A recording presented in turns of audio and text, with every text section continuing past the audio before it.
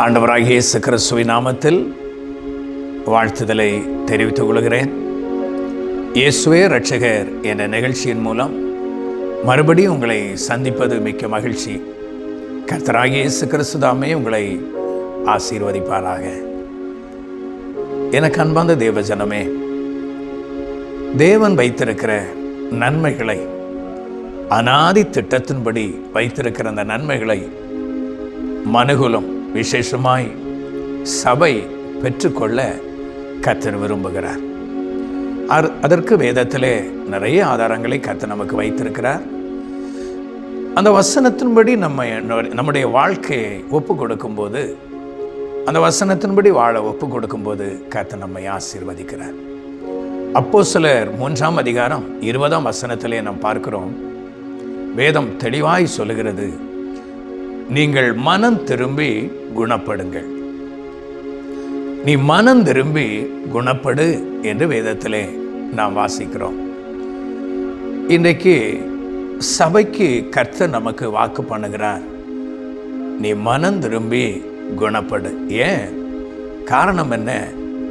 நான் வைத்திருக்கிற நன்மைகளை அனுபவிக்க. ஆதாமும் ஏவாளையும் கர்த்தர் உருவாக்கி வைத்து எல்லாவற்றையும் அவர்களுக்கு உருவாக்கி வைத்து விட்டார். அந்த ஆதாமுக்கு ஏவாளுக்கும் உள்ளதான் நம்ம எல்லாம் இருந்தோம். இன்றைக்கு மனுகுலமே அவர்களுக்குள்ளாக கர்த்தர் வைத்து படைத்தார். அப்படி இருக்கவே அவர்களுக்கு தேவையான எல்லா நன்மைகளையும் கர்த்தரே உருவாக்கி வைத்திருந்தார். கர்த்தர் உருவாக்கி வைத்திருந்ததான அந்த நன்மையை ஆதாமும் ஏவாளும் சந்தோஷமாய் அனுபவிக்கலாம். கவலையே இல்லை, எல்லாமே வச்சிருந்தார். அப்படிப்பட்ட தேவன் தான் இன்றைக்கும் அவர் அப்படிதான். அவங்க இழந்து போன ஆசீர்வாதங்களை, விடுதலையை, நன்மையை, உயர்வை, மேன்மையை கல்வாரி சிலுவையிலே நமக்காக ஒப்பு கொடுத்து மறுபடியும் நமக்கு பெற்று தந்திருக்கிறார். ஹல்லேலூயா. பெற்று தந்து விட்டு ஆண்டவர் சொல்றாரு, நீ மனம் திரும்பி குணப்படு. காரணம், என்னாகும் 13ஆம் அதிகாரத்தில் நாம் வேதத்தில் வாசிக்கும் போது, இஸ்ரவேல் ஜனங்களை எகிப்தின் அடிமைத்தனத்திலிருந்து வெளியே கர்த்தர் கொண்டு வருகிறார். கொண்டு வந்து கர்த்தர் சொல்றாரு, உபாகமம் 1 பார்க்கிறோம், தேசத்தை சுதந்திரிக்க போய் சுதந்திரி. கிட்ட வந்தாச்சு. அவங்க கானானை சுதந்திரிக்க அருகாமையில் ஆகிவிட்டது. கர்த்தர் சொல்றாரு, நீ போ சுதந்திரி. உடனே இந்த ஜனங்க என்ன செய்யறாங்க? இல்லை, நாங்கள் அந்த தேசத்தை வேவு பார்க்க வேண்டும், அது எப்படி இருக்கிறதுன்னு சொல்லி பார்க்க வேண்டும். சரி, நம்ம தேவன் தான். அவர் நல்ல தேவன். அவரை யோசித்தாலே உள்ளமெல்லாம் சந்தோஷப்படும்.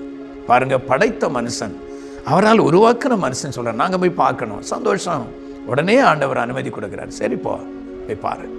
மோசையின் மூலம் கர்த்தர் சொல்றாரு, அந்த தேசம் எப்படிப்பட்டது, என்ன லெவல்ல இருக்கு, மண் எப்படிப்பட்டது, அங்குள்ள மனிதர்கள் எப்படிப்பட்டவர்கள், கோட்டையில் குடியிருக்கிறார்களா, இல்லை அவர்களுடைய லெவல் என்ன, அங்கே விருட்சங்கள் உண்டா இல்லையா, எப்படிப்பட்டது, அந்த செய்தியை போய் பார்த்து விட்டு நேர வந்து செய்தியை சொல்லு. அவ்வளோதான். அதுதான் மோசையின் மூலம் கர்த்தர் சொல்லி அனுப்புகிறார். ஆனால் என்ன நடந்து, அடிமைத்தனத்திலிருந்து வெளியே கர்த்தர் கொண்டு வந்து கானானை சுதந்திரிக்கும்படிக்கு கொடுக்க விரும்பும்போது, இந்த ஜனங்க அந்த தேசத்தை பார்த்து விட்டு வந்து, இந்த தேசம் இந்த சூழ்நிலையில் இருக்கிறது என்று சொல்லி அந்த செய்தியை சொல்லிவிட்டு இவங்க அமைதியாக இருக்கணும். அவ்வளோதான். இந்த போஸ்ட்மேன் லெட்டரை கொண்டு வந்து கையில் ஏற்பிக்கிறது போல, யாருக்கு அட்ரஸ் இருக்கோ அந்த அட்ரஸ் பிரகாரம் கொடுத்துட்டு அமைதியாக இருக்கணும். அவ்வளோதான். அடுத்தவங்க பார்த்துக்கிடுவாங்க. மோசை பார்த்து கொள்வார். கர்த்தர் இருக்கிறாரு. அதை செய்ய வேண்டியவங்க பாருங்க, வெளியே வந்த பிற்பாடு கூட அவங்களுடைய சுபாவம் மாறவில்லை. அவிவிசுவாசம் மிக மிக டேஞ்சரானது, ஆபத்தானது அவிவிசுவாசம். இன்றைக்கு இதனால தான் நிறைய பேர் குழம்பி போய் முன்னுக்கு போக முடியாமல் கர்த்தர் தருகிற ஆசீர்வாதத்தை அதை அனுபவிக்காமல் அங்கங்கேயா செலவு பண்ணுறாங்க, ஆஸ்பத்திரியை காக்குறாங்க, வேதி மருந்துன்னு ஓடுறாங்க. ஐயோ கொடூரம் கொடூரம். எனக்கு அன்பான தேவ ஜனமே, ஆகினால தான் கர்த்தர் சொன்னார், நீ மனம் திரும்பி குணப்படு.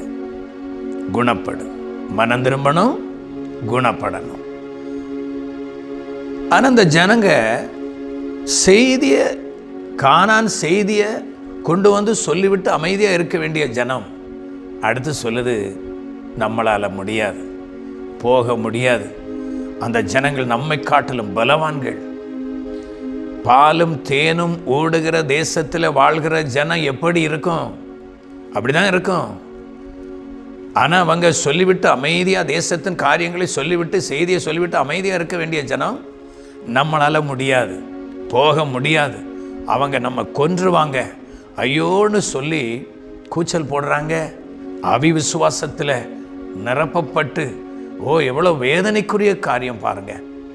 ஆனால் மனம் திரும்பி வெளியே வந்தாலும், உலகத்தை விட்டு வெளியே வந்து சபைக்குள்ளாக வாழ்ந்தாலும், மனம் திரும்பி குணப்பட்ட ஒரு வாழ்க்கை வாழ வேண்டும். அந்த கூட்டத்தில் 2 பேர் இருந்தாங்க, காலேப், யோசுவா. அவர்கள் சொல்வதை பாருங்க, நாம் உடனே போய் சுதந்தரிக்கலாம். ஹல்லேலூயா. இந்த வாழ்க்கையை, இந்த வார்த்தையை, விசுவாச வார்த்தையை உங்களிடத்தில் கர்த்தர் எதிர்பார்க்கிறார், நம்மிடத்தில் எதிர்பார்க்கிறார். சொல்றாங்க, காலேப் சொல்றாரு, உடனே போவோம், அத்தேசத்தை நாம் சுதந்தரிக்கலாம். சபைக்குள்ள இருக்கிற தேவ பிள்ளையே, கர்த்தரை ஆராதிக்கிற தேவ ஜனமே, இந்த விசுவாசம் நமக்கு வரணும், கர்த்தர் மேல நம்பிக்கை வரணும். கர்த்தர் பார்த்து கொள்வார், கர்த்தர் பார்த்து கொள்வார். இப்போ மனம் திரும்பி குணப்படாமல் இருக்கிறதுனால தான் இன்னைக்கு இவ்வளவோ பிரச்சனைகள், வியாதிகள், கண்ணீர்கள், குடும்பங்களில் குழப்பங்கள், சபைகளில் குழப்பங்கள். ஏன்? குணப்படையலை, குணப்படையலை. எப்படி வாழணும்னு தெரியலை, எப்படி போகணும்னு தெரியலை. முதல் காரணம், கர்த்தர் செய்த நன்மைகளை யோசிக்கிறதே இல்லை. அதுதான் பிரச்சனை. கர்த்தர் எகிப்தின் அடிமைத்தனத்திலிருந்து வெளியே கொண்டு வந்துட்டாரே, இன்னும் அவரால் ஆசீர்வதிக்க முடியாதா? கொடுப்பாரு இந்த தேசத்தை, நம்ம ஏன் கவலைப்படணும்? அந்த எண்ணமே இல்லை, அந்த எண்ணமே இல்லை. ஒரே புலம்பல் தான், ஒரே புலம்பல் தான். குணப்படாத அளவில், குணப்படாதவங்க புலம்பிக் கொண்டிருப்பாங்க. குணப்படாதவங்க கர்த்தரை கனம் பண்ண மாட்டாங்க. குணப்படாதவங்க கர்த்தரை நேசிக்க மாட்டாங்க. குணப்படாதவங்க கர்த்தருக்கு பிரியமாக நடக்க மாட்டாங்க. குணப்படாதவங்க கர்த்தருக்கு எதிர்த்து நிற்பாங்க. குணப்படாதவங்க சபைக்கு விரோதமாக நிற்பாங்க. எவ்வளோ ஆபத்தில் முடியுது பாருங்க, எவ்வளோ ஆபத்தில் முடியுது. இந்த வார்த்தையை கேட்கிற தேவ பிள்ளையே, கர்த்தர் உங்களோடு பேசி கொண்டிருக்கிறார். நீ குணப்பட உன்னை ஒப்புக்கொடு. சகோதரனே, சகோதரியே, அருமையான பிள்ளையே, மகனே, மகளே, வாழ்க்கை ஆண்டவருக்கு ஒப்புக்கொடு, குணப்பட ஒப்புக்கொடு. கிருபையில நிலை நெல்லு. கர்த்தர் தந்திருக்கிற கிருபையில நிலை நெல்லுங்க. கர்த்தர் உங்களை வாழ வைப்பார். உள்ள வந்த இயேசுவை வாழ வைங்க. உள்ள வந்த இயேசு, உள்ளத்தில் வந்த இயேசுவை வாழ விடுங்க. அவர் உங்களை வாழ வைப்பார். கைவிட மாட்டார், கைவிட மாட்டார். ஆமென். அதான் வேதவசனம் தெளிவாய் சொல்லுது, நீ மனம் திரும்பி குணப்படு. காலேப்பும் யோசுவாவும் கர்த்தரை விசுவாசித்தாங்க. தேசத்தில் எப்படிப்பட்ட மனிதர்கள் இருந்தாலும் பரவாயில்லை, என்ன சூழ்நிலை இருந்தாலும் பரவாயில்லை, அந்த ஆசீர்வாதத்தை கர்த்தர் தருவேன் என்று வாக்கு பண்ணியிருக்கிறார். அதை நான் சுதந்தரிப்பேன். அந்த விசுவாசம், அவர்கள்தான் கானானை சுதந்தரித்தார்கள். இன்னைக்கு தேவ ஜனமே, பூமியிலே கர்த்தர் நம்மை ரட்சித்து வைத்திருக்கிறார். எதற்கு? பாதியிலே அழிப்பதற்காக அல்ல. எத்தனை காலம் உலகத்திலே நமக்கு ஆண்டவர் தருகிறாரோ அந்த காலமெல்லாம் சந்தோஷமாய் வாழ்ந்து அநேகருக்கு ஆசீர்வாதமாய், விசேஷமாய் சபைக்கு ஆசீர்வாதமாய், உங்கள் குடும்பத்துக்கு ஆசீர்வாதமாய், தேசத்துக்கு ஆசீர்வாதமாய் வைத்து நம்மை கொண்டு, உங்களை கொண்டு என்னென்ன கர்த்தர் திட்டம் வைத்திருக்கிறாரோ அதெல்லாம் நிறைவேற்றி பரலோக ராஜ்யத்தை தர கர்த்தர் விரும்பிதான் இந்த காரியங்கள் எல்லாம் நடப்பிக்கிறார். ஆகையினால தான் ஆண்டவர் வாக்கு பண்றார், நீ மனம் திரும்பி குணப்படு. ஹல்லேலூயா. இந்த வசனங்களின் மூலம் கர்த்தர் ஆசீர்வதிப்பார். ஜெபிப்போமா.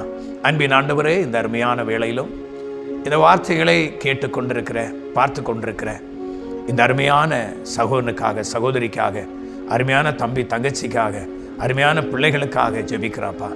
இந்த வயதானவர்களுக்காக ஜெபிக்கிறேன். படுக்கையில் இருக்கிற இவர்களும் இந்த செய்தியை பார்த்து கொண்டிருக்கிற இந்த வேளையிலே கர்த்தருடைய அற்புத வல்லமை வெளிப்படட்டும். தன் பாவங்களை மறைக்கிறவன் வாழ்வடையான், அவைகளை அறிக்கை செய்து விடுகிறவன் இரக்கம் பெறுவான் என்று சொல்லியிருக்கிறதே. அந்த வார்த்தையின்படி யார் யார் தங்களை கர்த்தருக்கு ஒப்பு கொடுக்கிறார்களோ அவர்கள் வாழ்க்கையிலே கர்த்தர் அற்புதங்களை, அதிசயங்களை செய்யுங்க. ஆண்டவரே, உமக்கு ஸ்தோத்திரம் ஐயா.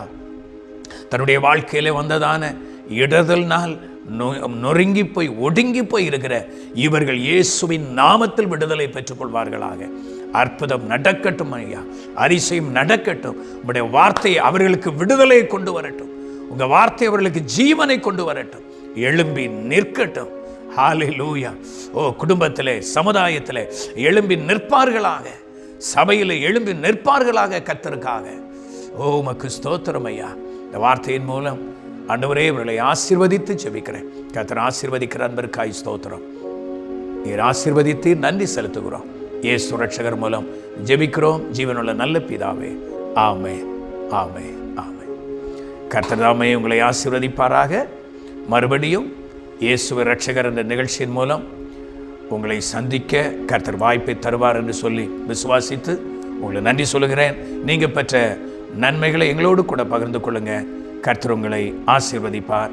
நாங்களும் கர்த்தரை மகிமைப்படுத்த அது ஏதுவாயிருக்கும். ஆமென். God bless you. நீங்கள் பெற்றுக்கொண்ட ஆசீர்வாதங்களை எங்களுக்கு தெரியப்படுத்த மறவாதிருங்கள். நீங்கள் தொடர்பு கொள்ள வேண்டிய தொலைபேசி எண்கள் 9159370508, 9443759314. மேலும் தேவ செய்திகளை அறிந்து கொள்ள நமது இயேசுவே ரட்சகர் யூடியூப் சேனலை சப்ஸ்கிரைப் செய்யவும். தேவ கிருபையும் தேவ சமாதானமும் உங்கள் அனைவரோடும் கூட இருப்பதாக. ஆமென்.